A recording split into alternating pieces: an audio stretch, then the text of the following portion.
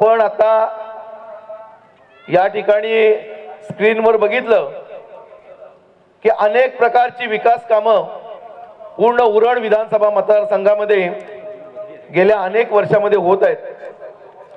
19 ची विधानसभा निवडणूक झाली.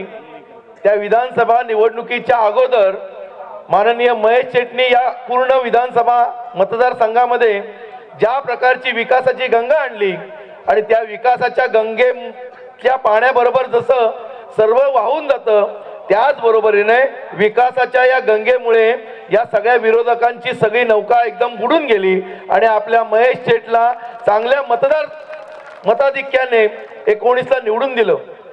आणि गेल्या 19 पासून आता 5 वर्षामध्ये पूर्ण मतदारसंघामध्ये मग ते उरण तालुका असू दे, पनवेल तालुका असू दे, अक्षरशः खालापूर तालुका असू दे, अनेकांचा पक्षप्रवेश झालेला आहे. आणि अशा पक्षप्रवेश झालेला आता इथे बसलेले जे आहेत, अशा इथे बसलेले जवळजवळ 60% कार्यकर्ते असतील, नागरिक असतील की ज्यांनी गेल्या वेळेला महेश चेटला मतदानही केलं नसेल. त्याच्यामुळे गेल्या 5 वर्षामध्ये एवढ्या पद्धतीचे विकास कामं आणि या विकास कामांच्या बरोबरीने लोकांचा जो विश्वास मिळवला आहे, त्या विश्वासाच्या जोरावर अनेकांनी पक्षप्रवेश केला आहे. त्याच्यामुळे या वेळची जी निवडणूक होईल, या वेळचं जे मताधिक्य होईल, ते मताधिक्य अनेक पटीने मताधिक्य वाढणार आहे. आणि पुन्हा एकदा आपले दमदार आमदार विधानसभेमध्ये जास्तीत जास्त मतं घेऊन हे पुन्हा एकदा जाणार आहेत. आपल्या सगळ्यांना माहिती आहे, माननीय मोदीजींच्या नेतृत्वाखालचं जे केंद्र सरकार आहे, त्या केंद्र सरकारच्या अनेक योजना या गाव पातळीपर्यंत, बूथपर्यंत पोहोचवण्याचं काम भारतीय जनता पार्टीचे सगळेच कार्यकर्ते करतात. आणि खऱ्या अर्थाने देशवासियांना विश्वास दिलेला आहे. स्वप्न फक्त दाखवली नाहीत, ती स्वप्न सत्यामध्ये उतरवलेली आहेत. म्हणून आता नवीन जे आपल्या सगळ्यांच्या तोंडामध्ये गाणं आहे कि सपने नहीं हकीकत बुनते हैं, तभी तो लोग मोदी को चुनते हैं. अशा प्रकारचं सगळ्यांचं स्वप्न हे सत्यात उतरवण्याचं काम जे आहे, हे मोदी साहेबांच्या नेतृत्वाखाली केंद्र सरकार होते. राज्यातलं सरकार जे आहे, माननीय आपले नेते देवेंद्रजी फडणवीस साहेब यांच्या नेतृत्वाखाली आपण चांगल्या पद्धतीने काम करतोय. देवेंद्रजींच्या अत्यंत विश्वासू असलेले सहकारी म्हणून गिरीश भाऊंना ओळखलं जातंय. आता का गेल्या अनेक महिन्यातले, वर्षातले तुम्ही महाराष्ट्रातल्या घडामोडी बघितल्या असेल. परवाच्या दिवशी चव्हाण साहेबांनी जो पक्षप्रवेश केला, त्याच्या पाठीमागचं जे सगळे पाठीमागे कोण तुम्हाला दिसलं असेल तर गिरीश भाऊ होते. अशा प्रकारचं व्यक्तिमत्व आज गावण साहेब तुमच्या पक्षप्रवेशाला आलेले आहेत. त्याच्यामुळे आपल्याला गिरीश भाऊ असतील, माननीय आमदार महेश बलदी असतील, माननीय आमदार प्रशांतजी असतील, यांच्या सगळ्यांच्या नेतृत्वाखाली आपल्याला याच्या पुढे भारतीय जनता पार्टीचा अनेक पटीने काम इथे वाढवायचं आहे. आणि तुम्ही सगळे, तुमचे सगळे सहकारी आज भारतीय जनता पार्टीमध्ये पक्षप्रवेश करतायत. तुम्हा सगळ्यांचं स्वागतच करतो. पण आतापर्यंत भारतीय जनता पार्टीमध्ये ज्यांनी प्रवेश केलाय ते कोणीही निराश झालेले नाहीत. प्रत्येकाचं काम झालेलं आहे, प्रत्येकाला पुढे संधी मिळालेली आहे. त्याच्यामुळे सगळ्या सहकार्यांना, गावण साहेबांच्या बरोबर जे सहकारी पक्षप्रवेश करतायत त्या सगळ्यांना मी आश्वासन देतो की कधीही तुम्ही निराश होणार नाही. त्याच्यामुळे तुमचा जो आमच्यावर टाकलेला विश्वास आहे, हा विश्वास आम्ही नक्कीच सार्थ करू. आणि तुमचं भारतीय जनता पार्टीचा जिल्ह्याचा अध्यक्ष म्हणून तुमचं मी या पक्षामध्ये स्वागत करतो आणि इथे थांबतो. धन्यवाद.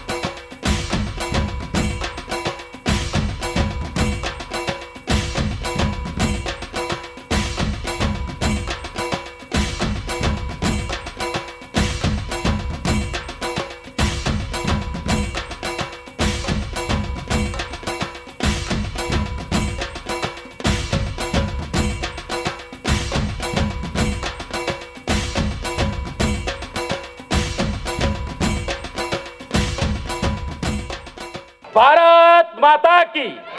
मोदी साहब तुम आगे बढ़ो, मोदी साहब तुम आगे बढ़ो। आजच्या पक्ष प्रवेश कार्यक्रमासाठी उपस्थित आपल्या महाराष्ट्राचे संकट मोचन म्हणून ज्यांना उपाधी आहे ते सन्माननीय गिरीश महाजन साहेब, आपल्या पनवेलचे कार्यसम्राट आमदार सन्माननीय प्रशांतदादा ठाकूर, आपल्या उरणचे आमदार माननीय आणि आपल्या तरुणांच्या गळ्यातील ताईत बनून जे राहिलेले आहेत ते आमचे महेश बालदी साहेब, आपल्या उत्तर जिल्ह्याचे जिल्हा अध्यक्ष सन्माननीय कोली साहेब, त्याचबरोबर व्यासपीठावर उपस्थित असणारे चंद्रकांत घरत साहेब, आमच्या सारडे ग्रामपंचायतीचे सरपंच रोशन पाटील साहेब, त्याचबरोबर व्यासपीठावर आणखी एक माजी सरपंच उपस्थित आहेत ते ठाकूर साहेब, आणि आपल्याला जेव्हा जेव्हा अडचण येतोय आणि आपल्याला उरणला जाण्याचा जेव्हा योग येतोय तेव्हा ज्यांची आठवण करणार नाही आपण असे माझे मित्र आणि उरण तालुक्याचे आपले तालुका अध्यक्ष रविशेठ भोईर साहेब, व्यासपीठावर उपस्थित राणी म्हात्रे, आमच्या सुवज्ज पत्नी कलावती गावण, या गावच्या सरपंच कलावती पाटील, आपल्या खोपटा ग्रामपंचायतीच्या सरपंच ठाकूर मॅडम, त्याचबरोबर व्यासपीठावर आणखी उपस्थित असणारे माझे मित्र आमच्या नवघर मतदारसंघाचे जिल्हा परिषद सदस्य विजय भोईर साहेब, त्याचबरोबर आणखी आमचे सहकारी की ज्ञानेश्वर घरत साहेब, आपल्या सर्व व्यासपीठावर असणारे उपस्थित मान्यवर, त्याहीपेक्षा सर्व माजी शेका पक्षाचे सहकारी. खरं म्हणजे आमची कारकीर्द जेव्हा सुरू झाली तेव्हा प्रशांतदादा ठाकूर यांच्याच नेतृत्वाखाली आम्ही जिल्हा परिषद सदस्य झालो. म्हणजे तेही म्हणजे प्रशांतदादा आमचे त्यावेळेस रायगड जिल्ह्याच्या युवक संघटनेचे अध्यक्षाचा कारभार चालवत होते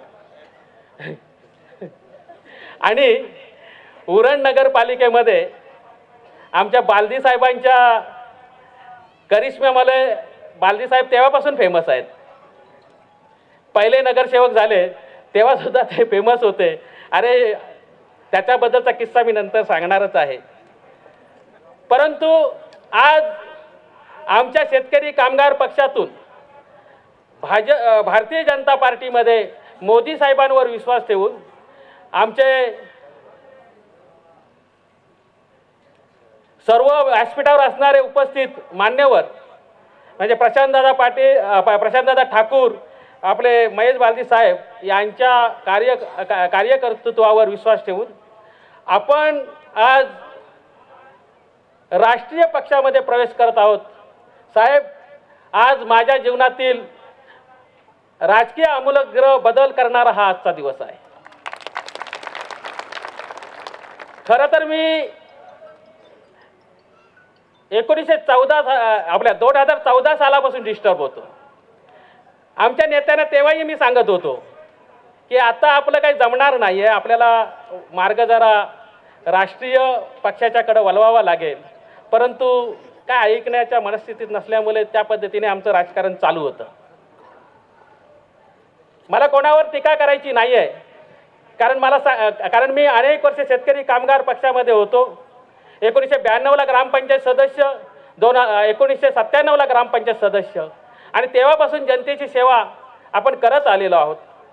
आणि हे करत असताना अनेक कामांना आयाम देण्याचा, ते प्रयत्न करण्याचा प्रयत्न आम्ही करत होतो. त्यावेळेस लोकनेते रामशेठ ठाकूर साहेब हेही आमचे मार्गदर्शक होते आणि ते नेहमीच आम्हाला सांगायचे, अरे कुठला काम असेल तर आपण करूया. आणि त्यांनी जो मार्ग बदलला, दुर्दैवाने आम्ही त्यांच्यासोबत गेलो नाही आणि त्याच्यामुळे आपण आहोत तिथं राहिलो आहोत. परंतु आज बालदी साहेबांनी अनेक वर्षापासून ते माझ्याकडं निरोप त्यांचा येत होता की जीवनबाई आपण इकडं आला पाहिजे. मला आमचे सहकारी जे होते, आमचा धनेश, आमचा देवेंद्र, हा आम्हाला निरोप सारखा पाठवत होता आणि आमचा मुकुंद रुसून जरा गेला होता 5 वर्षापूर्वी, पण तो आज जिंकलेला आहे. जे खरं आहे ते खरं मान्य करायला पाहिजे, कारण जनता ही स्वीकारायला तयार नाही. किती दिवस साम्यवाद करत बसायचं. आणि साम्यवाद काय, माझ्या घरामध्ये मी बाल जन्माला जेव्हा येतो ते माझी आई जी त्याची आई असते ती सांगते आपल्या श्रीरामाची गोष्ट, ती सांगते आदर्श म्हणून छत्रपती शिवरायांची गोष्ट, ती सांगते भवानी मातेची गोष्ट. आणि ह्या सगळ्या गोष्टी सांगूनच त्याला शौर्याच्या गोष्टी सांगतोय, संस्कार घालत असते. आणि मग आपण खऱ्या अर्थाने मुख्य प्रवाहामध्ये आज आल्याचं समाधान आज महाजन साहेब आम्हाला वाटतोय की खऱ्या अर्थाने आम्ही याच्यामध्ये मुख्य प्रवाहामध्ये आलेलो आहोत. आज आम्हाला श्रीराम बोलायला खूप आनंद वाटतोय. जय श्रीराम. कारण श्रीरामाशिवाय दुसरं काहीच नाही. श्रीरामाशिवाय आपण काही आदर्श देऊ शकत नाही.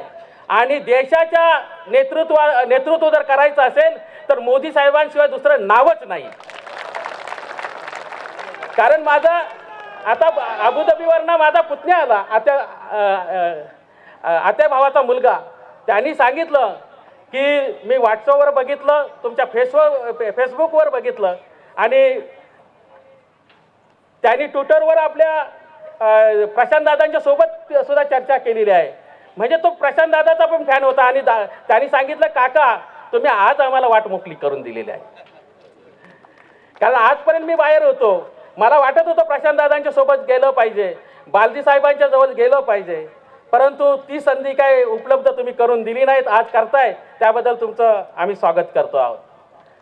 त्याचबरोबर आमचा दुसरा माझा एक भाऊ होता अशोक गावण, तो अनेक ठिकाणी विविध ठिकाणी जातोय.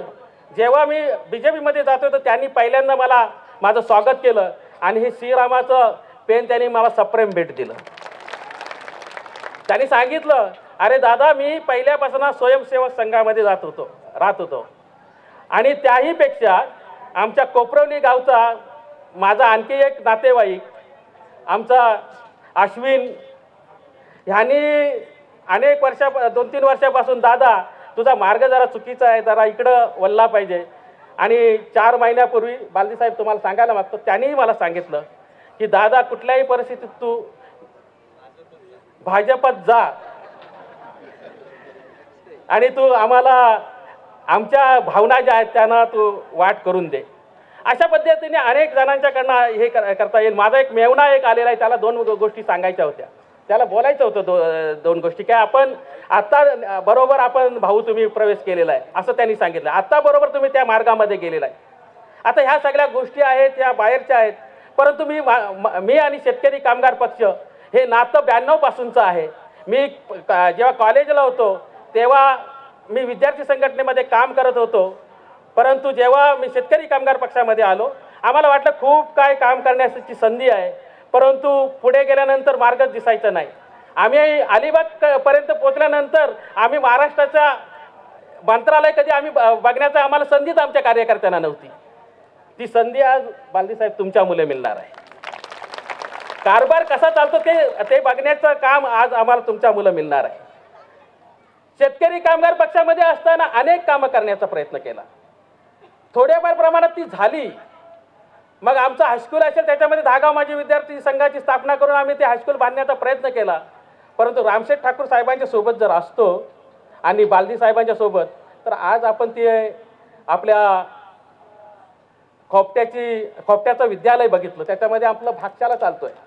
ते विद्यालय बघितल्यानंतर वाटतं की इथलं आमचं 10 गावचं ते विद्यालय जे आहे ते सुद्धा आपल्या बालदी साहेबांच्या मुले खूप छान आणि सुंदर झालं असं सुंदर संकुल झालं असतं. आज 7 कोटी खर्च करून आपल्या या भागामध्ये जे विद्यालय झालेलं आहे, बालदी साहेब तुम्हाला सॅल्यूट करतो या बाबतीत. आणि अनेक गोष्टी आहेत त्याच्यामध्ये. खऱ्या अर्थाने भारतीय जनता पार्टीमध्ये जात असताना आम्ही जेव्हा शेतकरी कामगार पक्षामध्ये होतो तेव्हा आम्ही आमच्या नेत्यांच्याकडे मागणी करायचो की आमच्या भागाला जरा 10-1 लाखाची गरज आहे, एखादा बांधबंदिशीचं काम करायचं आहे म्हणून आम्हाला 10 लाखाची गरज आहे. तेव्हा आम्हाला सांगितलं जायचं अरे काय तसे आपल्याकडे निधी उपलब्ध नाही, 1.5 लाखात जमेल काय. आता 10 लाखाचं काम 1.5 लाखात कसं काय जमणार, अशी अडचण होती. आणि मग आणि बघतोय आपण आणि आपण बघतोय की ज्या भागामध्ये जेव्हा काही इंडस्ट्रीज यायला मागतात तेव्हा आपल्याला रस्ते सुंदर झाले पाहिजे. JNPTच्या माध्यमातून बालदी साहेबांनी आपल्या केलवण्यापर्यंत चांगला रस्ता पोचवलेला आहे. त्याच्यामुळे आमच्यापासून लांब असणारा आपल्या ज्ञानेश्वर भाईंना जरा विकासाची गंगा जवळ आलेली आहे.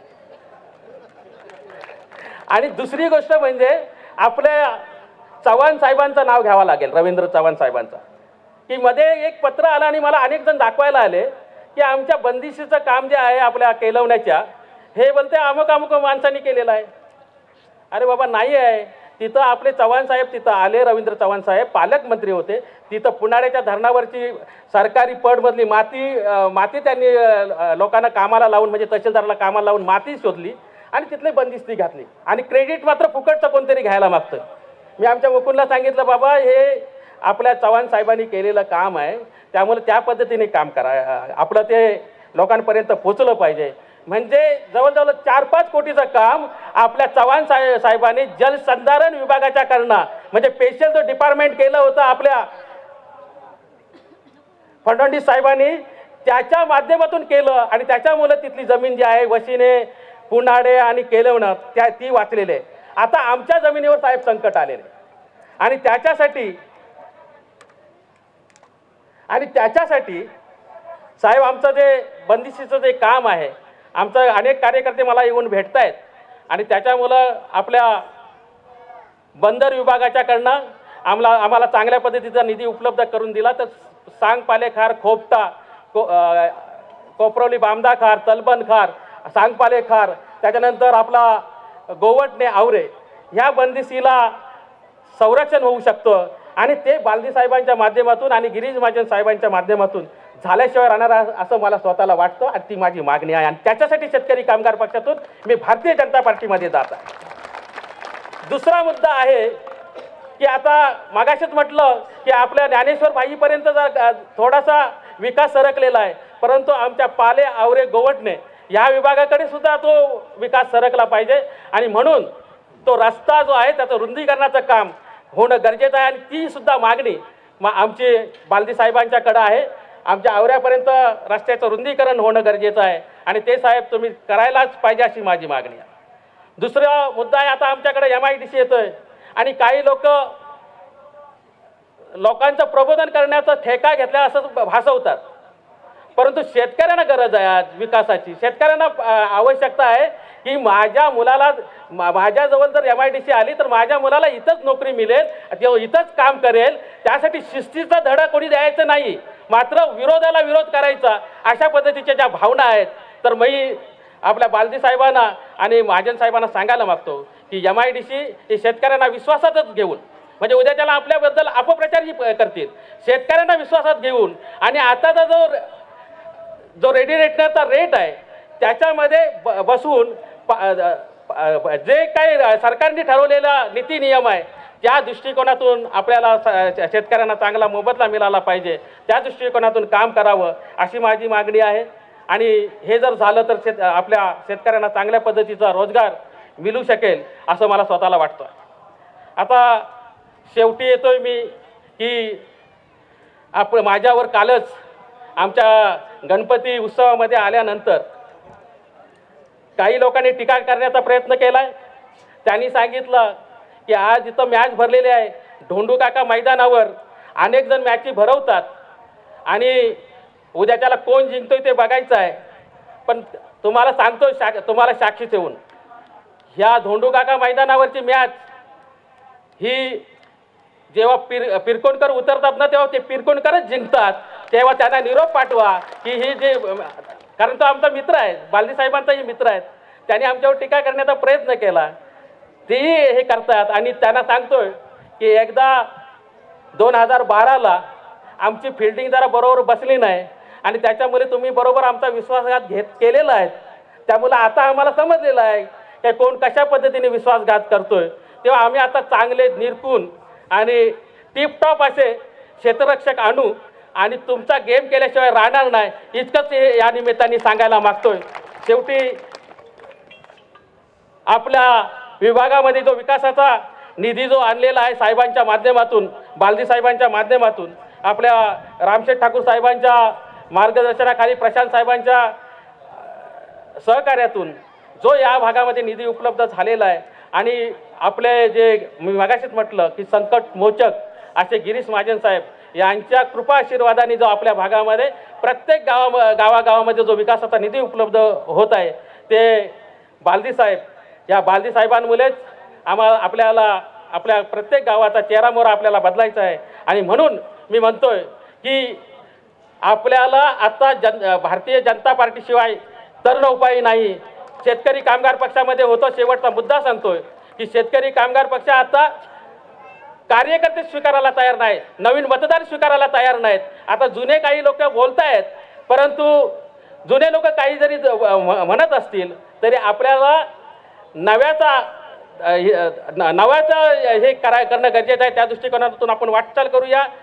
पुन्हा एकदा मोदी साहेबांचे हात बलकट करण्यासाठी, विकासाचा हात बलकट करण्यासाठी आपण भारतीय जनता पार्टीमध्ये जाऊया, हीच सदिच्छा, हीच विनंती आपल्याला करतो आणि माझे मनोगत थांबवतो. जय हिंद, जय महाराष्ट्र. विविध विकास कामांचं भूमिपूजन, लोकार्पण सोहळा आणि आमच्या उरणला पहिल्यांदाच ज्यांचं स्वागत आम्हाला करायची संधी मिळाली.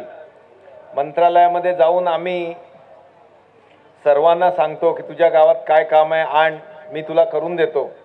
ज्यांच्या भरोशावर बोलतो ग्रामीण भागातल्या, ते आज आम्ही त्यांना गिरीश भाऊ म्हणतो, असे भाऊ या ठिकाणी आलेत.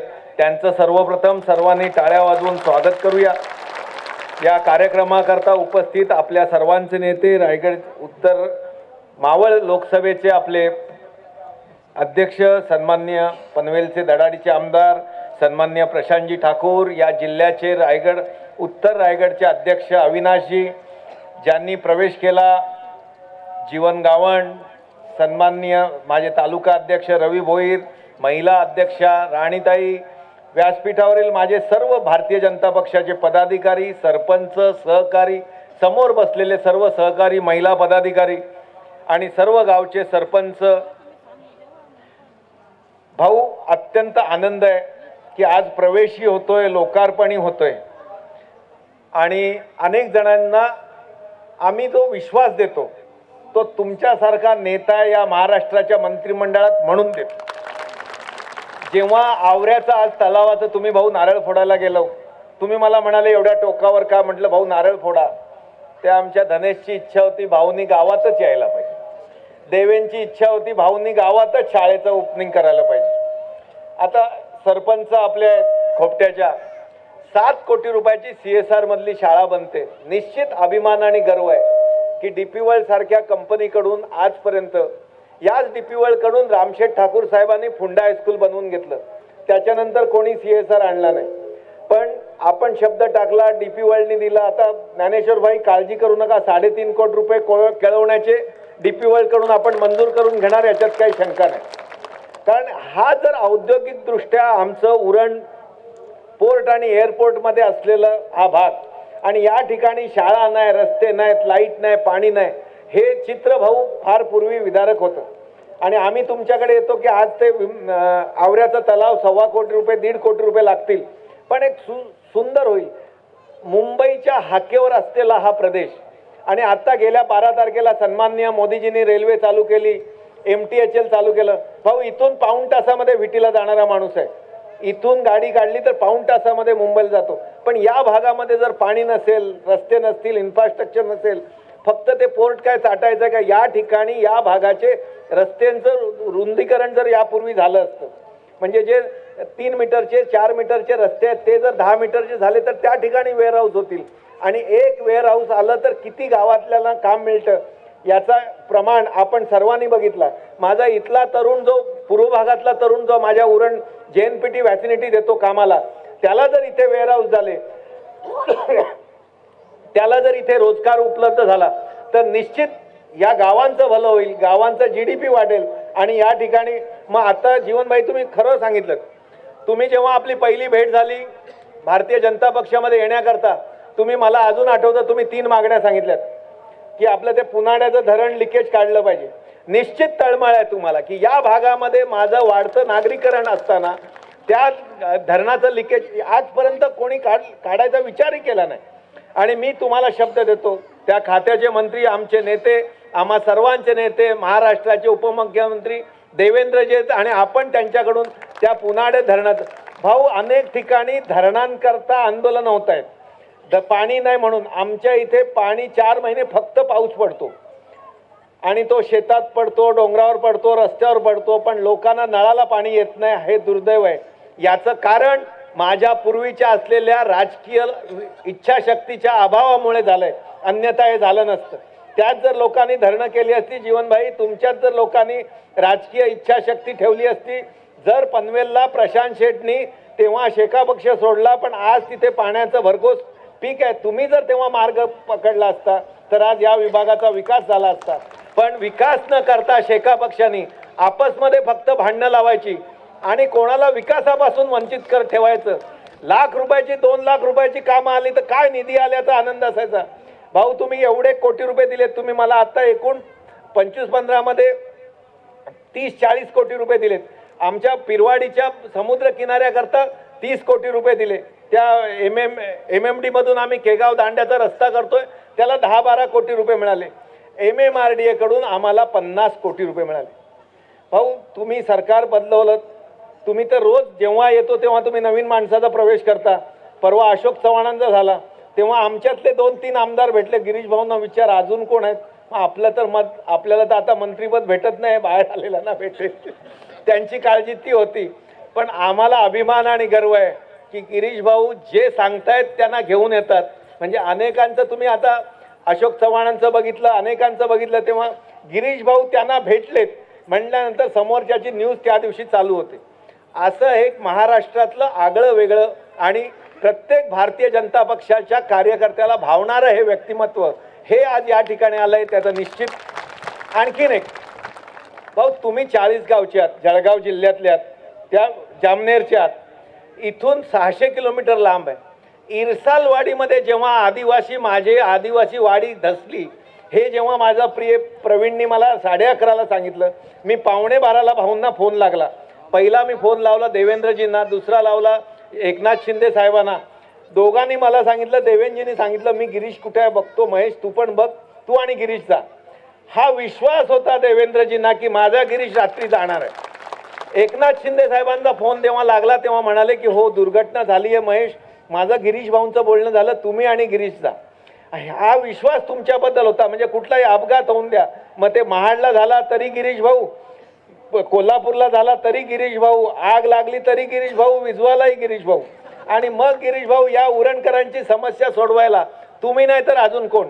त्याच्यानंतर 1 वाजता आम्ही इरसालवाडीला पायाशी पोचलो आणि रात्री आम्ही इरसालवाडीला 2 वाजता 2 जण चढलो आणि दोघांच्या मध्ये असलेला फायर ब्रिगेडचा जवान जेव्हा जागेवर झोपला आणि तो वारला हे कळल्यानंतर गिरीश भाऊने हात पकडला. मला म्हणाले की आपल्याला याचे साथी बघतील, आपल्याला वरच्या लोकांचं बघायचंय, लवकर चल. आणि त्या दिवशी एक कॅबिनेट मंत्री रात्री 1 वाजता वारा पाऊस वादळ बघत ती एवढीशी वाट काढत इरसालवाडीत आला आणि दुसऱ्या दिवशी संध्याकाळी 5 वाजेपर्यंत सर्व ज्या बॉडी होत्या ज्या मिळाल्या त्या सर्वांचे फोटो अजूनही आहेत. अजूनही आठवल्यानंतर अंगावर कॅटवतात. त्या सर्व बॉड्या उचलण्याचं काम सुद्धा गिरीश भाऊंनी केलं, आम्ही सर्वांनी केलं. म्हणजे या समाजाचं मी काहीतरी देणं लागतो. हे आदिवासी असले तर काय झालं, आजपर्यंत यांना रस्ता नाही, लाईट नाही, पाणी नाही. हे जे मी बोलतो माझं जीवन जे तुम्ही म्हणालेत की ते म्हणाले आम्हाला क्लीन बोल्ड करू या ग्राउंडवर, अहो 5 वर्ष तुम्ही सत्तेतले आमदार होते, एक तरी आदिवासी वाडीमध्ये तुम्ही रस्ता मिळवलात का? एक तरी आदिवासी वाडीला तुम्ही लाईट दिलीत का? एक तरी आदिवाशाला तुम्ही नळाचं पाणी दिलं का? हा प्रश्न तुम्ही विचारा, नाही तर आम्ही काय केलं त्याचा आम्ही हिशोब देतो.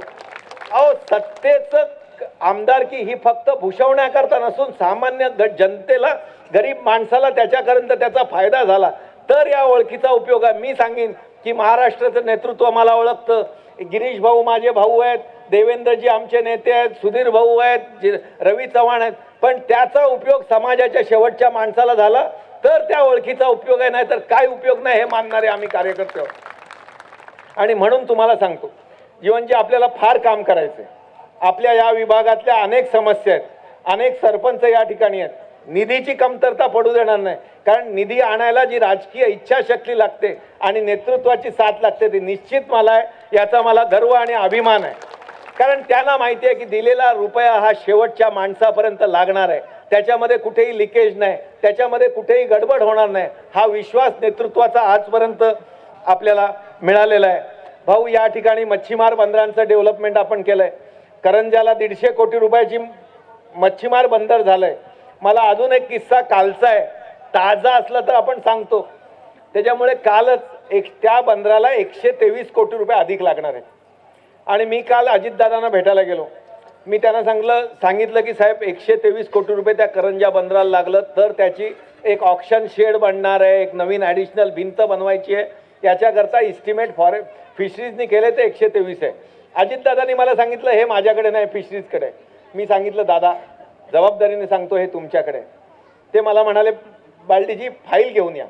मी फिशरीजमध्ये गेलो, फाईल घेतली, त्यांच्याकडे आलो आणि मी त्यांना सांगितलं की तुमच्या वित्त विभागाने केंद्राला लिहिलंय की 50% पैसे केंद्राकडून घ्या, 50% राज्याकडून घ्या. अजितदादा मला म्हणाले की ते 50% केंद्र वगैरे काही देणार नाही, हे कधीतरी आपल्याला बंदर पूर्ण करावं लागेल. हे 123 कोटी रुपये मी तुम्हाला प्रमा देतो, 2 दिवसामध्ये तुम्ही पैसे घ्या, पण एकदा लवकर घ्या. ही राजकीय इच्छाशक्ती असली पाहिजे. आपण ज्यांच्याकडे जाऊ त्यांच्याकडे तुमची पत असली पाहिजे, ह्या पतची गरज आहे आणि त्याच्यामुळे ही विकासाची कामं होत आहेत. भाऊ नितीनजी गडकरींचं नक्की आभार मानेन की ही पागोट्यापासून ते चौकपर्यंत मी या सगळ्यांना सांगत होतो की गेल्या वेळेला मी आमदार नव्हतो पण 500 कोटी रुपयाची साधारण कामं केली आणि यंदा मी सांगत होतो 5000 कोटी रुपयाची कामं करीन. अनेक माझ्या कार्यकर्त्यांना भीती वाटायची, एकांतात बोलायचे नक्की आपला एवढा आकडा होईल, नक्की आपला होईल. पण मला माझ्या नेतृत्वाचा, माझ्या नेत्यांचा, माझ्या पक्षाचा आणि सर्वांचा विश्वास होता. पागोटे ते चौक हा एक BOT रस्ता त्यांनी 3500 कोटी रुपयाचं झालं. NHAIच्या वेबसाईटवर होता, त्याचं टेंडर आलंय, 5 तारखेला टेंडर रिसीट आहे. 3500 कोटी रुपयाचा. पागोट्यापासून बोरखारला रस्ता नव्हता. पागोटे चिरनेरच्या डोंगरातून टनेलमधून तो आपटा रसायनिक चौकपर्यंत जाणारा रस्ता, त्या भागातलं सर्व औद्योगिकरण इकडे येईल, इकडचा तरुण तिकडे जाईल, आदिवाशांची दळणवळण वाढेल. मुंबईची जी जगात देशाची आर्थिक राजधानी दक्षिण मुंबई आहे, त्याला भाऊ आमचा प्रीत जातो. त्याच्यामुळे ही सर्व इन्फ्रास्ट्रक्चरनी जर ही गावं जोडली जाईल तर निश्चित त्याचा विकास होणार आहे. आणि नितीनजींचा नक्की आभार की त्यांनी तो रस्ता मंजूर केला. काल त्याचे लँड ॲक्विजिशन कमिटी झाली, त्याचा NH डिक्लेअर झाला, टेंडर झालं आणि त्याचं काम येत्या वर्षभरामध्ये लँड ॲक्विजिशन होऊन चालू होईल. वर्षभरामध्ये हे काम पूर्ण पडेल. त्याच्यामुळे जे बोललो ते पूर्ण करता आलं याचा विश्वास आहे आणि याची तुमच्या सर्वांच्या साक्षीने ही सर्व कामं होत आहेत. याच्याकरता पुन्हा एकदा माझ्या सर्व सहकारी जे विश्वास टाकतायत, जे काम आपण बोललोय, जीवनभाई पुनाडे धरणाचं लिकेज काढणं ही आपली गरज आहे आणि ते जर लिकेज निघालं तर या पूर्व भागाला 24/7 पाणी पुरेल हा विश्वास आहे मला. कारण आज भाऊ नळात कमी आणि लिकेज जास्त आहे आणि ते जर लिकेज नक्की आपण काढून घेऊ हा आमचा विश्वास आहे. आणि येत्या काळामध्ये तुम्ही जे सांगितलं पिरकोन ते आवरा रस्ता, हे आपण बजेटमध्ये टाकूनच दिले आणि त्या बजेटमध्ये मंजूर झालंय आणि पुढच्या वेळेला आता लवकर त्याची टेक्निकॅलिटी पूर्ण होऊन ते काम पुढच्या या 2-4 महिन्यामध्ये चालू होईल. जे बोललोय ते करू, जो निधी लागेल तो आणू, विश्वास ठेवा. आणि एक टीका करणाऱ्यांना आपल्याला काय बोलायचं नाही, ते आता परत येतील, तो काय आपल्या जातीचा आहे का, तो काय आपला आहे का, तर त्यांना एक सांगा की रस्त्यावरून जातीचा जाणार आहे का परजातीचा जाणार आहे? तुमची जात कुठली? ते आदिवासी इरसालवाडीत गेले तेव्हा जात होती का? नळाला पाणी येतं तेव्हा जात विचारता का? लोक चंद्रावर चालली, अजून ह्यो जातीवरच अडकलाय. कारण आपल्या विकासाचं गेल्या 5 वर्षामध्ये सत्तेतले आमदार होते, एकही विकासाचं काम त्यांनी केलेलं दाखवा. मी तुम्हाला आव्हान देतो की मी सांगतो की घरापुरीला लाईट आणली, माझा खारीचा वाटा आहे. शिवसमर्थ झालं, माझा खारीचा वाटा आहे. 8 लेन रस्ता झाला, आमच्या प्रयत्नाने झाला. आता उरणला रेल्वे आली, त्यांचं म्हणणं आहे यांनी रेल्वेत काय केलं? भाऊ, प्रशांत शेठ साक्षीला आहेत. अश्विनी वैष्णवांकडे मुंबईच्या DRMने रिपोर्ट दिला की जिथपर्यंत गव्हाणचा जासई जवळ चालू असलेले 2 स्टेशन होत नाहीत तिथपर्यंत आम्ही रेल्वे चालू करणार नाही. मी विनोद तावडेजींना घेऊन वैष्णवांकडे गेलो आणि त्यांना सांगितलं ते जेव्हा होईल तेव्हा होईल, पण तुम्ही आमची उरण रेल्वे चालू करा.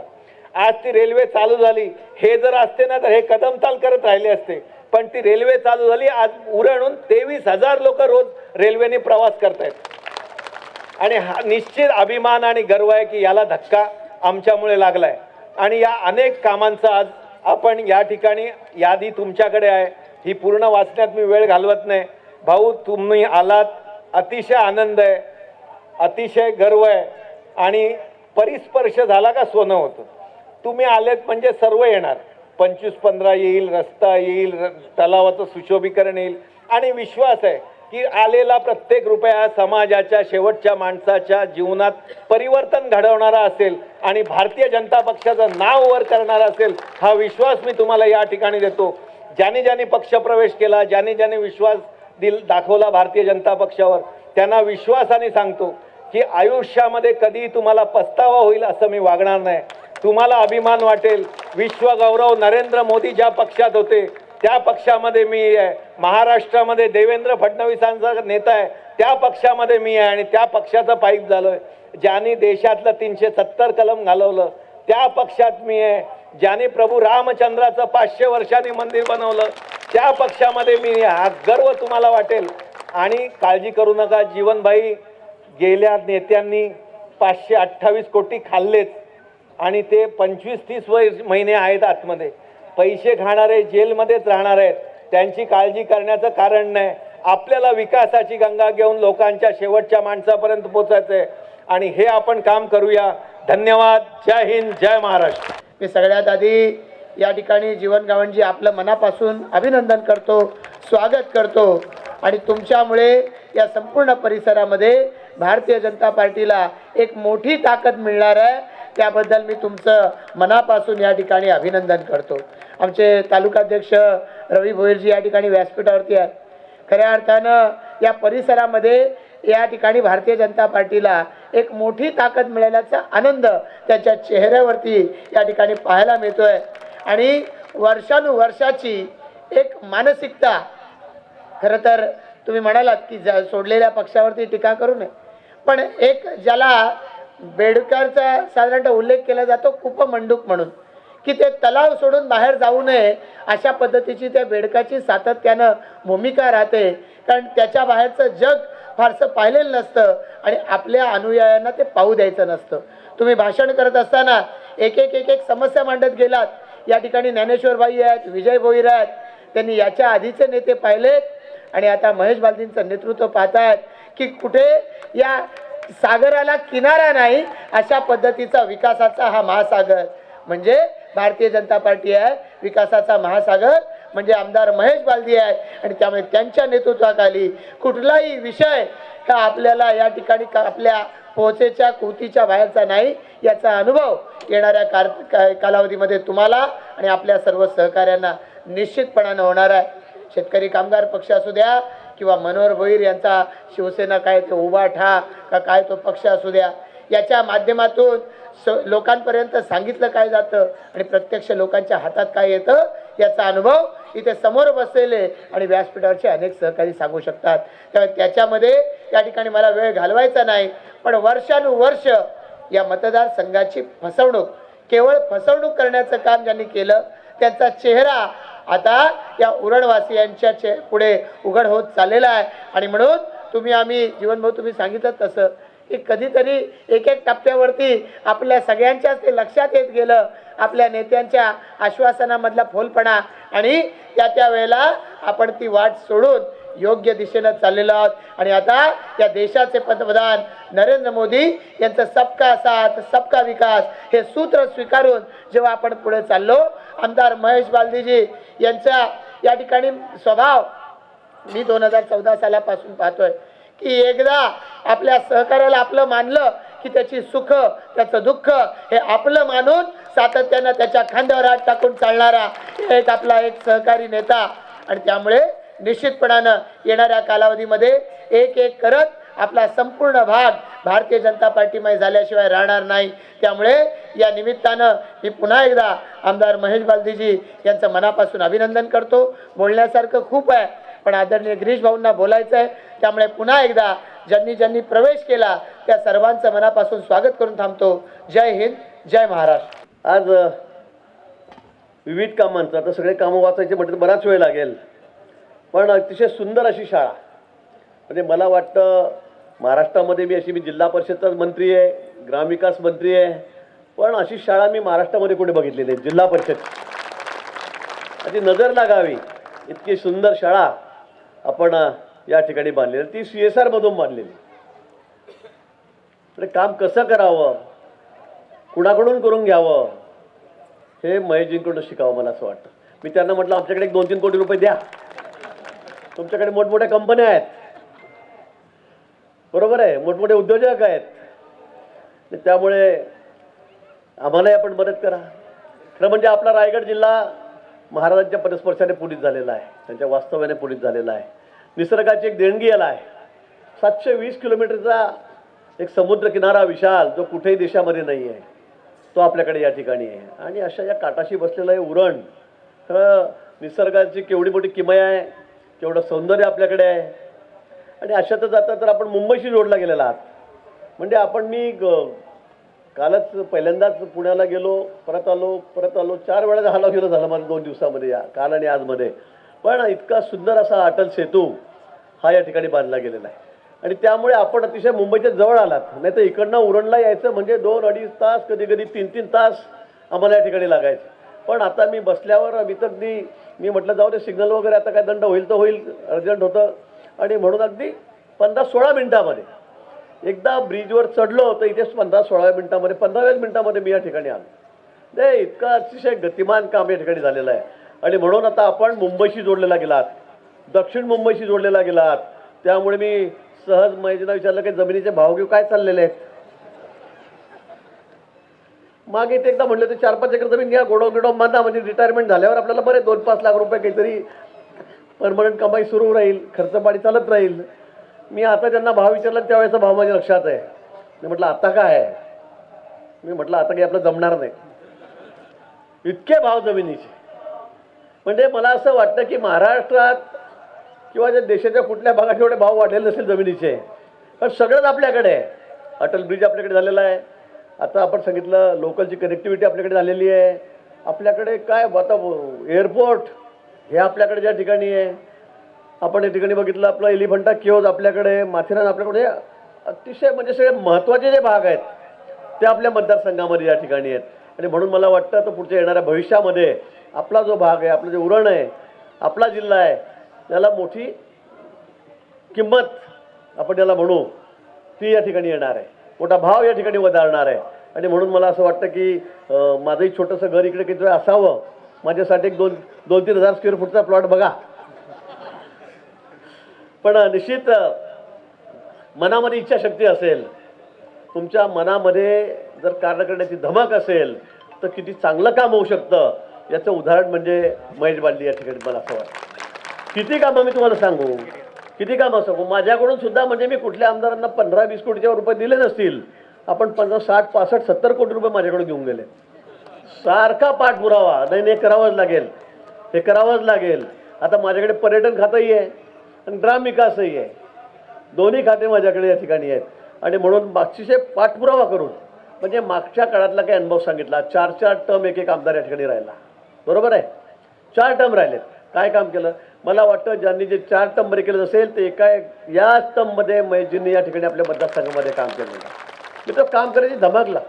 मी गाडीमध्ये येत असताना आम्ही बोलत होतो, प्रशांत शेठ बाजूला या ठिकाणी आहेत, त्यांच्याबद्दल तर बोलायला नको. मी म्हटलं मला यावेळेला विक्रम करायचा आहे मतांचा. तर म्हणे किती करणार? म्हटलं करेल 80-90 हजार. म्हणे 1.25 लाखाचा करणार आहे. मग मी गुपचूप बसून गेलो. मी गुपचूप बसलो. मी म्हटलं आपल्याकडे असं आहे का, एकदा आमदार निवडून आला, परत येताना आता 150 त्यातले बरेचसे म्हणजे 40%, 35% हे आमदार दुसऱ्या टर्मला येत. मित्र, एकदा निवडून येणं खूप सोपं आहे, दुसऱ्या टर्मला निवडून येणं कठीण असतं. दुसऱ्यांदा आलाच, तिसऱ्यांदा फार कठीण आहे, चौथ्यांदा फार कठीण आहे, पाचव्यांदा शक्य नाही, सहाव्यांदा कठीणच आहे. म्हणजे विधानसभेमध्ये जेवढे तर आमदार आहेत 288, त्यातले 7-8 आमदार असे असतील. पण त्याच्यामध्ये असे काही आमदार आहे की ते पिढ्यानपिढ्या चाललेले आहेत. पिढ्यानपिढ्या म्हणजे वडिलोपार्जित खूप मोठी पुण्याई आहे. वडील मोठे कितीक वर्ष मंत्री होते, मुख्यमंत्री होते, त्यांचे खूप मोठे कारखाने आहेत, साखर कारखाने आहेत, सूतगिरण्या आहेत, डेऱ्या आहेत, बँका आहेत. अशा लोकांना शक्य आहे, कारण त्यांच्याकडे कामगार आहेत हजारामध्ये, 5-5, 10-10 हजार काम करणे त्या ठिकाणी आहेत. त्यामुळे परंपरागत आणि वारसा हक्काने आपण त्याला म्हणू, वारसा हक्काने चालणारे लोक आहेत. पण आमच्यासारखे लोक फार दुर्मिळ आहेत. महेश बालदीचं काय इथे या ठिकाणी आम्ही नेहमी विचार करतो, काय तुमचं इथे? आता आपण जातीपातीचा उल्लेख या ठिकाणी झाला, काय किती समाज आहेत, किती मतं आहेत, पण आलेत निवडून. ज्यावेळेला पुन्हा आपल्याला विक्रम करायचा आहे, गावणसाहेब आपल्यासमोर आले आहेत, त्याचे सगळे सहकारी आपल्यासोबत आलेले आहेत. काय शक्य? आणि कामाच्या बळावर, कामाच्या जोरावर. मी हा म्हणणारा माणूस आहे, मी हा म्हणणारा आमदार आहे, लोकप्रतिनिधी आहे, की कोणीही पैशाच्या भरोश्यावर किंवा समाजाच्या जातीच्या भरोश्यावर या ठिकाणी निवडून येऊ शकत नाही येऊ शकत. माझं उदाहरण मी तुम्हाला देईल. मी जामनेर मतदारसंघातला आहे, मी गुजर समाजाचा ओबीसी आहे, गुजर समाज माझा आहे. मी नेहमी सांगतो की 2,500-3 हजार मतं असतील माझी. आता मी ज्यावेळेला पहिल्यांदा उभारलं त्याला 1000 पण नसतील. मी 94ला 95-94-94-95ला विधानसभेला पहिल्यांदा आमदार झालो. त्याच्या आधी मी 91 साली 92 साली मी गावाचा सरपंच झालो. जामनेरची ग्रामपंचायत महाराष्ट्राची सगळ्यात मोठी लोकसंख्येची ग्रामपंचायत, सगळ्यात मोठी. मी पहिल्यांदा ग्रामपंचायत झालो. त्याच्या आधी 90मध्ये माझी बायको जिल्हा परिषद सदस्य झाली. कॉलेजमधून सुटलो, बाहेर आलो, लग्न केलं आणि लगेच मी संघाचा स्वयंसेवक, लहानपणापासून बाल स्वयंसेवक, नंतर विद्यार्थी परिषद, नंतर भाजप युवा मोर्चा, नंतर भाजप. कॉलेजमधून सुटल्याबरोबर 26-27व्या वर्षी आम्ही त्या ठिकाणी 25व्या वर्षी मी सरपंच झालो. नंतर 4-5 वर्षांनी मी आमदार झालो आणि 1दा 2दा 3दा 4दा 5दा 6 वेळा मी तो सतत 6 वेळा मी आमदार झालो. 6 वेळा. माझे वडील जरा शिक्षक होते. घरी 10-12 एकर जमीन, पण ती उरणमधली नाही, तिकडची 1,00,000-2 लाख रुपये एकरची कोरडवाहूची. त्यात तुम्ही म्हणाल खूप झाले 12-14 एकर जमीन म्हणजे 12-5-60, तुम्ही असा हिशोब लावू नका. तर काही नव्हतं. माझ्या वडिलांचं राजकारणात अतिशय विरोध केलं, उभा राहिलो, सरपंच झालो. पहिल्यांदा मला प्रमोदजींनी संधी दिली, तुला उभं राहायचं आहे. माझ्या विरोधात आमचे ईश्वरलालजी, राजमल फ्युजन ज्वेलर्स, ते आमच्या हत्तीवरून साखर वाटायचे, ते आमदार होते. त्यांच्या विरोधात मला उभं केलं. मी म्हटलं साहेब माझ्या खिशामध्ये 1000 रुपये नाही, मी कुठून उभा राहू? वर्गणी कर, काही कर. तिकडे झाली 4-4.5 लाख रुपये वर्गणी झाली. उभा राहिलो, पहिल्यांदा निवडून आलो, आमदार झालो. मित्र, एकदा संधी मिळाली, फक्त एकदा संधी मिळाली. नंतर प्रत्येक वेळेला 10-10 हजार प्लस करत आतापर्यंत या ठिकाणी आलो. आता मी सांगितलं की मी 1 लाखापर्यंत जाईल. 7व्यांदा माणूस 1 लाख मतांनी निवडण्याची जिद्द मनामध्ये ठेवतो. किती काम करावं लागत असेल? हे तर 5-5 वर्षांनी परीक्षा आहे. असं नाही एकदा डॉक्टर झाला की चालू दे, आयएस झाला की चाललंय, रिटायरमेंट 60 वर्षापर्यंत 62 वर्षापर्यंत. हे असं नाही आहे. सरकारी नोकरीत गेला की 60 वर्ष मरत नाही, काही कर, चालू द्या. आम्हाला 5 वर्षांनी परीक्षा द्यावी लागते, त्याच्यामध्ये पास व्हावं लागतं, जनतेच्या परीक्षेमध्ये दरबारामध्ये जावं लागतं. आणि हे इतक्या वेळा निवडणं फार कठीण असतं मित्र.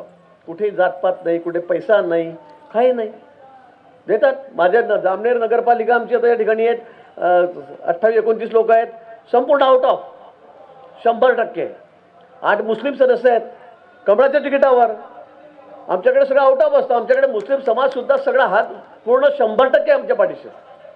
कशामुळे होतं? ते कामामुळे होतं मित्र. लोकं जोडावी लागतात, जीव ओतवावा लागतो, लोकांना आपलंसं करावं लागतं, लोकांमध्ये राहावं लागतं. आरोग्य क्षेत्रामध्ये माझं केवढं मोठं काम आपल्याला जी कल्पना आहे, खूप मोठं काम. मी आतापर्यंत लाखो लोकांचे ऑपरेशन केले असतील, लाखामध्ये, आणि विनामूल्य. तुम्हाला या सांगतो, महेशजी प्रशांत या ठिकाणी आहेत, तुमच्याकडे कोणी आजारी पडला 5 लाख रुपये तर आम्ही देतोच. आमच्याकडे योजना आहेत, महात्मा ज्योतिबा फुले योजना आहेत, पंतप्रधानांनी काढलेली योजना आहे. 5 लाख रुपये. तुम्हाला 50 लाख रुपये लागू द्या, तुम्हाला ब्रिजकांडीमध्ये नेऊन, जसलोकमध्ये नेऊन, बॉम्बेटमध्ये नेऊन, तुम्ही म्हणाल त्या हॉस्पिटलने नेऊन तुम्हाला 50 लाख 60 लाख तुम्हाला किती रुपये लागो तुमचं ऑपरेशन करून घरी आणून देण्याची जबाबदारी आमची आहे. 1 रुपया तुम्ही खर्च करायचा नाही. फक्त महिमापर्यंत शेटभर द्यायचं आमचे पदाधिकारी त्यांच्यापर्यंत द्या. फक्त माझ्या कानावर टाका. फक्त आमच्या कानावर टाका. आपण आता ती व्यवस्था केलेली आहे. म्हणजे 5 लाख 10 लाख ठीक आहे. कॉमन सगळ्यासाठी म्हणजे जगातली सगळ्यात मोठी योजना पंतप्रधानांनी सुरू केली. सगळ्यात मोठी योजना 5 लाख रुपये सगळ्यांसाठी. कार्ड दाखवा, हॉस्पिटलला जा, इलाज करून घ्या. खूप मोठी देणगी आहे. खूप मोठी देण आहे पंतप्रधानांची आपल्याला. पण मी त्याच्यावरही तुम्हाला सांगेल की तुम्हाला किती खर्च लागू द्या ही जबाबदारी आहे. परवा एका आपल्या कार्यक्रम 55 लाख रुपये बिल भरून टाकलं. मी 4 दिवसांनी त्याला परत द्यायला लावलं. ब्रिज काढून परत द्यायला लावलं त्याला. 55 लाख परत द्या. त्याने दिले 55 लाख रुपये परत. करतोय आपण ती व्यवस्था. कारण चॅरिटी कमिशनच्या माध्यमातून 10% बेड आपल्यासाठी रिझर्व आहेत. पण आतापर्यंत कोणी बघितलंच नव्हतं. आता आपण रामेश्वर नाईक आहे त्याला त्याचा अध्यक्ष केला माझ्या PA त्याला तो एकदम डिओटेड या क्षेत्रामध्ये जवळपास 200 लोकांचा स्टाफ त्याच्या जो दिला आहे. मंत्रालयामध्ये त्याला ऑफिस मिळालेलं आहे. आणि या माध्यमातून कोणीही पेशंट असू द्या जवळचा दूरचा महाराष्ट्रातला कोणी सांगा की भाऊ याचं असं काम आहे आम्ही ते मोफत करण्याची जबाबदारी ही आमची या ठिकाणी आहे. मी तो असं काम करावं लागतं. आणि त्यावेळेला लोकांच्या मनामध्ये कुठे आम्ही घर करतो. आणि त्याचा 6-6 वेळा निवडून येणं 7-7 वेळा निवडून येणं फार कठीण आहे. माझी बायकोसुद्धा 2 वेळा जिल्हा परिषद सदस्य होती आणि 4 वेळेला नगराध्यक्ष जामनेरमध्ये. 4 वेळा नगराध्यक्ष. आमच्याकडे जिल्हा परिषद पंचायत समिती शेतकरी संघ मार्केट कमिटी सगळ्या आउट ऑफ असतात. Out of. त्यात कोणी दुसरा पक्ष सगळे एकत्र होतात पण एकही माणूस तिथे कोणी निवडून येत नाही. तर हे का होतं तर मी त्यासाठी काम करावं लागतं. आणि मला आज खरोखर असे आनंद झाला अभिमान वाटला. आज महेश ज्या पद्धतीने या ठिकाणी काम करतोय ज्या पद्धतीने इतके विकासाचे कामं करतोय लोकांची इतका आपुलकीचं नातं त्यांनी जोपासलेलं आहे. प्रशांत शेठ असतील महेशजी असतील खरोखर एक पक्षाची आमची मोठी म्हणजे भांडवल आहे. आमच्या पक्षाचं एक मोठं भांडवल आहे आमच्या पक्षात तसं म्हणायला हरकत नाही. मला आठवतं इरसलवाडीमध्ये ज्या वेळेला मला आधी सकाळीच रात्री आम्ही त्या दिवशी सगळ्या त्या वॉर रूममध्ये होतो. त्यांनी मला बळजबरीने बोलवून घेतलं. कॉर्पोरेशनमध्ये बोलवलं. मी मंत्रालयात बसलो होतो. त्यांनी गिरीजी मला फार संकट दिसतंय मला राज्यावर. तुम्ही इथे या मुंबईमध्ये काही झालं तर आपल्याला बघावं लागेल. तर म्हणजे माझा काही संबंध मी ग्रामविकास मंत्री मुंबईतलं मला काहीच घेणं देणं नव्हतं. म्हणजे घेणं देणं म्हणजे माझा संबंध नव्हता तसा काही. मी काही पालकमंत्री नव्हतो. पण त्यांनी मला बोलवून घेतलं. सगळं मला सिस्टीम सगळ्या अधिकारी समजून सांगितलं की असं आहे तसं आहे आपण अशा मोटरी लावल्यात तसं सेक्शन करतोय असं पाणी काढतोय इथे बहुतेक असं होऊ शकतं तसं होऊ शकतं. तिथून मग म्हणे आपण मंत्रालयात जाऊ. मंत्रालयात गेलो. तिथल्या वारमधून सगळ्या जिल्हाधिकाऱ्यांशी जोडलो गेलो. कुठे काय आहे कुठे काय. आणि त्यांनी जाताना मला सांगितलं की तुम्ही रात्रभर फोन बंद ठेवू नका किंवा सायलेंटवर ठेवू नका. तुमचा फोन चालू ठेवा. रात्री केव्हाही काम पडलं तर मी तुम्हाला पहिला फोन करेल. त्यांनी मला पहिला फोन कर सांगितलं. मी घरी गेलो. 10-10:30 जेवण केलं. 11 वाजता 11:30 झोपलोच असेल तेवढंच माझा फोन वाचला. माझा फोन नेहमी सायलेंटवर राहतो. मग त्याला मी सांगितलं मला लँडलाईनवर फोन करा. मी त्याशी ड्रायव्हर बंगल्यावरच ठेवून घेतलं. बरं बाबा तू जाऊ नको तो बाहेर राहतो डोंबिवलीत. त्याला म्हटलं तू जाऊ नको खरं वेळेला काम पडेल. आणि मी त्याला थांबवलेलं होतं. साहेबांचा फोन आला. म्हटलं आमदार कोण आहे तिकडे. बरं त्यांनी मला गाव सगळी इरसलवाडी तर मला समजले कुठे. तर म्हणे असं खोपोली जो म्हटलं जवळ. म्हटलं आमदार कोण आहे तर म्हणे महेश बालदी त्यांनी. आणि म्हटलं ठेवा म्हटलं तुम्ही फोन. तर म्हणे आता कसं करायचं म्हणजे सकाळी येतं म्हणे हेलिकॉप्टर घेऊन जा सकाळी. म्हटलं सकाळी हेलिकॉप्टर घेऊन. म्हटलं एवढ्या वादळामध्ये म्हटलं आमचं जयराम श्रीराम होऊन जाईल म्हटलं आमचं. म्हटलं असं करू नका आमचं रामनाम होईल. म्हटलं हेलिकॉप्टर कसं उडेल म्हटलं साहेब. मग म्हटलं कसं जाणार सकाळी. म्हटलं किती लांब आहे. म्हटलं खोपोलीजवळ आहे. म्हटलं बरं आमदार कोण महेश बालदी. म्हटलं ठेवा तुम्ही फोन साहेब. म्हटलं 1-2 तासात तुम्हाला फोन करतो म्हटलं. मी फोन ठेवला. महेशना फोन केला. माझ्या गाडीमध्ये काय असेल ते साहित्य आमचं टाकलं. नेहमीचं आमचं असतं माझ्या गाडीत सगळं साहित्य असतं. दोरापासून कुऱ्हाडीपासून कोयत्यापासून सगळं जे लागेल ते इमर्जन्सीमध्ये. आणि निघालो. मग कुठे आहे म्हटलं उरणला तिकडे का म्हटलं नाही मतदारसंघात. म्हणून मी इथे महालक्ष्मीला ना. लगेच 15 मिनिटामध्ये रात्री महेश हजर आहे. लगेच गाडीमध्ये बसलो. मला वाटतं 1 तासातच आपण पोहोचलो असेल तिथे. एकदम 200च्या स्पीडने आमची लँड क्रुझर तिथे घेऊन गेलो. तिथे गेलो. खाली 100 लोक जमलेले होते. आमचे सहकारी मंत्री पण होते 2-3. सगळे उभे तिथे. 12-12:30ची वेळ. पाऊस असा होता की असा अंगात सुयाट होता ते असा पाऊस. इतकं वादळ म्हणजे वरती 7-8 किलोमीटर आहे. मग आमचे मंत्री दोघं तिघं होतं. म्हटलं काय करायचं चला म्हटलं वर. हो 8 किलोमीटर आहे. पायवाट आहे एवढीशी सरळ आहे. नाही ठीक आहे त्याची तब्येतीचा विषय असतो. त्यामुळे आम्हाला जमणार नाही. आमच्या एका मंत्र्यांनी म्हटलं मी येतो. ते 400-500 फूट वरती आले ते पण बसून गेले. ते म्हटलं तुम्ही बस जमणार तुम्ही म्हटलं जा म्हटलं परत. आम्ही दोघं त्या ठिकाणी वर निघालो. दोघं तिघं आम्ही त्या ठिकाणी वर निघालो. महेशला मी आधी विचारलं म्हटलं तू चालशील ना. म्हणजे हो पण मला थोडं डाऊट वाटलं. म्हटलं कसं काय एवढं वर जाईल. आता मी तर पहिलवान माणूस, मी रोज व्यायाम करतो, मी रोज 8-10 किलोमीटर पळतो, मला कॉन्फिडन्स होता माझा. आणि कुठे असेल मी याच्या आधी मायनीला पण आपण पहिल्यांदाच मायनीला त्यावेळेला आपण 5-5 फूट गाडीच्या पुलावरून पाणी होतं तरी मी गाडी टाकून दिली. आपण डावखरे माझ्यासोबत होते, प्रवीण दरेकर सोबत होते, तुम्ही नंतर त्या ठिकाणी आले महाडला. ते मायनी नाही कुठलं गाव होतं ते माळीनगाव. त्यावेळेला कलेक्टर, प्रांत, तहसीलदार सगळे खालीच. आम्ही त्या गावात गेलो तर म्हटलं नाही शक्य नाही वर जाणं. म्हटलं कसं काय शक्य नाही? नाही शक्य नाही, तर सगळा रस्ता बदला, असं झालं तसं झालं. म्हटलं चल हो बाजूला. आम्ही गाडी टाकली वर, 2-3 ठिकाणी दगड बाजूला केले आणि डायरेक्ट माळीनला पहिल्यांदा आम्ही त्या ठिकाणी पोहोचलो. कोणीच गेलं नाही त्या ठिकाणी, आम्ही त्या ठिकाणी पहिल्यांदा आम्ही त्या ठिकाणी पोहोचलो. पहाटे त्या ठिकाणी गेलो आणि असंच आम्ही त्या ठिकाणी 2 जण वर गेलो. इतकं वादळ, इतका पाऊस, मध्ये नवीन मुंबईचे फायर ब्रिगेडचे 5 लोक चाललेले, 1 जण झोपलेला. म्हटलं काय झालं? तर म्हणे याला काहीतरी दम लागला. मी बघतो त्याला दम लागला, हात पायला. कारण मी मेडिकल एज्युकेशन खात्याचा मंत्री होतो, मागे 5 वर्षे होतो वैद्यकीय शिक्षण खात्याचा. मी डॉक्टरनी तरी मला सगळ्या पेशंट गिशंटमुळे समजतं. मी त्याच्या छातीवर डोकं ठेवलं, पाहिलं. मी म्हटलं बापरे, म्हटलं गेलं. तरी पण मी सांगितलं आज थोडी दुखदुखी आहे, म्हटलं याला घ्या खाली, खांद्यावर हात टाका, 2 जण तुम्ही जा म्हटलं खाली पटकन. त्याला खाली पाठवलं, पण तो बिचारा गेलेला होता, त्याचा प्राणच नव्हता. तरी आम्ही दोघांनी म्हटलं जा लवकर, त्याला खाली पाठवलं. आम्ही 2 जण अर्ध्या रस्त्यात चला म्हटलं लवकर. आम्ही एका दमात 1.5 तासामध्ये 1.25 तासामध्ये वर पोहोचून गेलो. रात्री जवळपास 2 वाजता, आपण 2:15 वाजता आम्ही त्या ठिकाणी वर गेलो. काही नाही, अंधार काळं, काही नाही. तिथे काही लोक त्या ठिकाणी थांबलेले होते. अजून नंतर मागची ती टीम आपली यांची NS त्याची टीम त्या ठिकाणी यायची होती. काय नव्हतं. आम्ही गेलो, थोडा उजेडी दिलं, कारण काही समजलं. लोक म्हणते साहेब परत अंगावरी लेखा द्यायला, इथे आलं तर आपणही राहणार नाही म्हणे. आता एवढा मोठा पहाड आहे सगळं समोरचा, अर्धा दसलेला आहे, थोडासा दसला 10-20%. केव्हाही पाऊस इतका होता की केव्हाही काय होऊ शकलं असतं. पण आम्ही त्या ठिकाणी थांबलो, थोडा दिवस उजेड दिला, सगळ्या टीम आल्यात. 2-3 तासाने आम्ही गेल्यावर सगळे कामाला लागलो. आणि महेशजी सांगितले, पण मी तुम्हाला फोटो दाखवेल, खड्डेसुद्धा आम्हीच खोदले, 10-10 बॉड्यासुद्धा एकेका खड्ड्यामध्ये आम्ही नेऊन टाकल्या. 5 मिनिट खड्डा खोदून झाला की त्यात पण गुडघावर पाणी यायचं, इतका पाण्याचा वेग होता. म्हणजे नुसतं वरचं पाणी 10 बाय 10 खड्ड्यामध्ये त्यात इतकं पाणी त्या ठिकाणी यायचं. फटाफट बॉड्या टाकायच्या, ते पाणी बादलीने उपसायचं, त्याच्यात माती टाकायची. सगळे कामं आम्ही त्या ठिकाणी केले. मित्र, अनेक वेळेला आपण तो विषय सांगितला कोल्हापूर सांगलीला तर क्रोकोडाईल पार्क आहे. लोक म्हणे ते क्रोकोडाईल आहे, बोट अडून गेली, जाता येत नव्हतं. आम्ही जवळपास 1 किलोमीटर कसे गेलो तुम्हाला माहीत नाही. गुडघावर पाणी, कंबर पाणी, छातीवर पाणी, नंतर डोक्याच्या वर पाणी. मी होतो सोहिल शर्मा म्हणून SP होता, 28-30 वर्षाचा सांगलीचा, आणि मिलिटरीतला कॅप्टन होता 26-27 वर्षाचा पोरगा. आम्ही 3 जण. म्हटलं चला SP बोला, तो क्रोकोडाईल पार्क आहे. मला पुष्टी होता, बोला सब है काय, बोला भाड में, चलो बोला आपण. गेलो आम्ही 1 किलोमीटर त्या क्रोकोडाईल पार्कमधून आम्ही चाललो गेलो. केरळला आपलं एवढं मोठं संकट आलं, त्यावेळेला मी 100 डॉक्टर घेऊन 3 मिलिटरीचे विमानं मागवले सेनेचे. त्याच्यामध्ये बघून 100 डॉक्टर घेऊन 3 ट्रक मेडिसिन घेऊन 12 दिवस त्या ठिकाणी नावेतून आम्ही फिरून सगळ्या लोकांना तपासत होतो, त्यांच्यावर त्या ठिकाणी शुश्रूषा करत होतो. मला वाटतं मित्र, हे मनामध्ये असलं पाहिजे, असं नुसतं चालत नाही. आम्ही राजकारणामध्ये आहोत, आम्ही आमदार आहोत, मी मंत्री झालो. मागचे 5 वर्ष मी इरिगेशन खात्याचा मंत्री होतो, मी मेडिकल एज्युकेशन खात्याचा मंत्री होतो. आता एवढ्या मोठ्या ग्रामीण विकास खात्याचा मंत्री आहे. माझ्यावर स्पोर्ट्स होतं, मेडिकल एज्युकेशन होतं. नवीन आमचे पार्टनर आले अजितदादा, त्यामुळे ते सोडावं लागलं.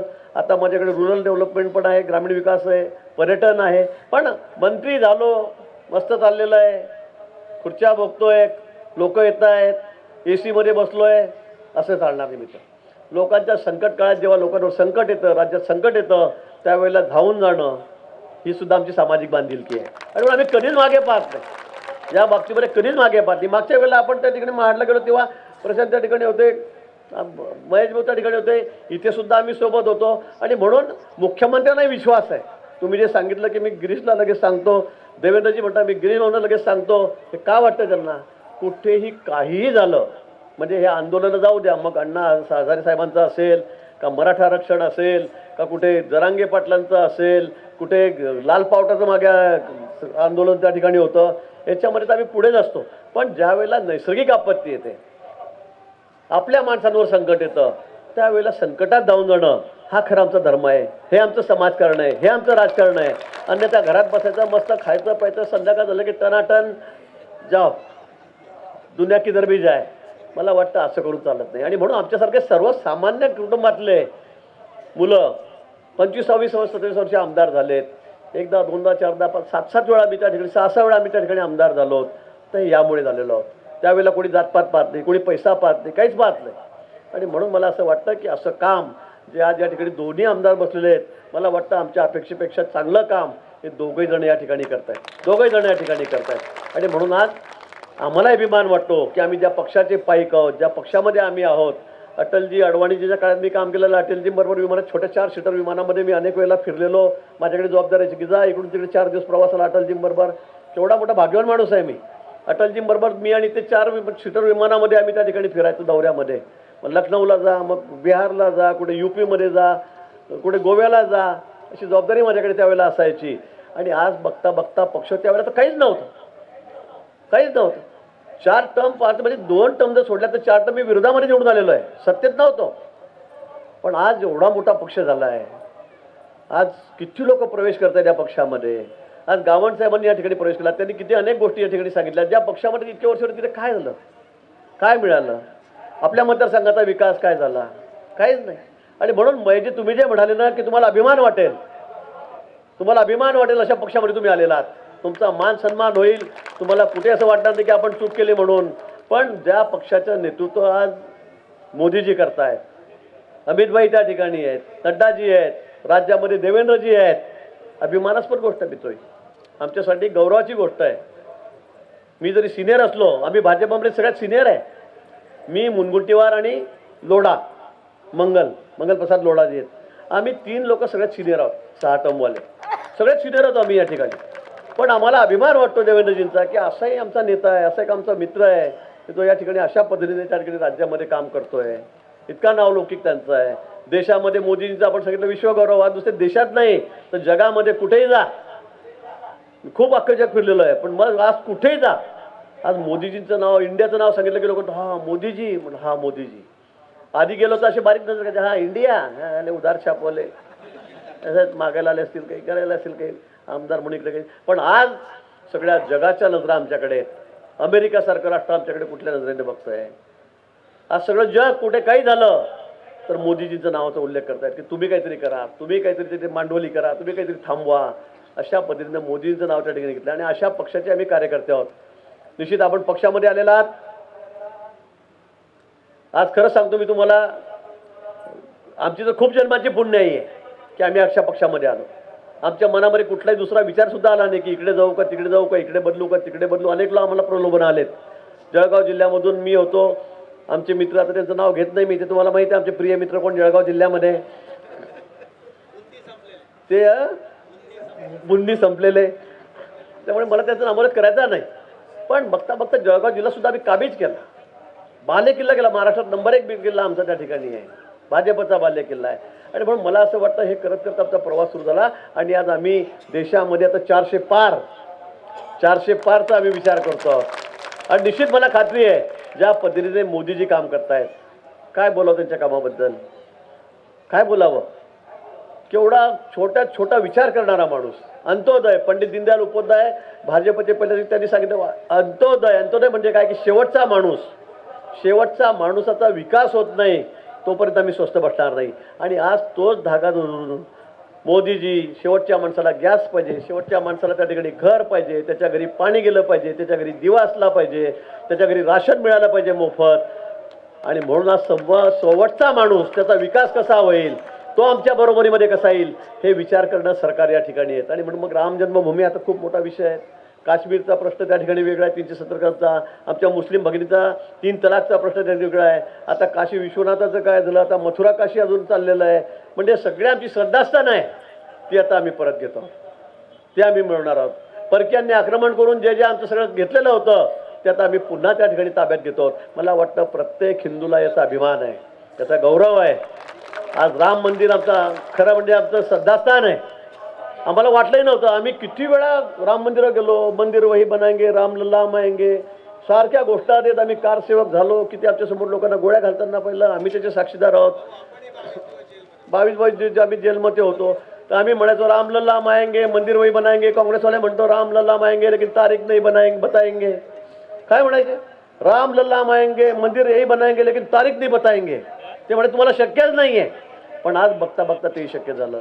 काश्मीरमध्ये जहा हुए बलिदान मुखर्जी वो कश्मीर हमारा है, एवढ्या गोष्टी दिल्या. किती वेळा मी काश्मीरमध्ये गेलो. त्या तिकडे श्रीनगरच्या चौकामध्ये आम्हाला कधी झेंडा फडकवता आला नाही. इतका गोळीबार चालायचा, गाड्याच्या फायर ब्रिगेडच्या आम्हाला पाणी म्हणून उडवायच्या. किती वेळा आम्ही गेलो, 2 आंदोलनात गेलो, सगळ्या आंदोलनात मी गेलेलो आहे.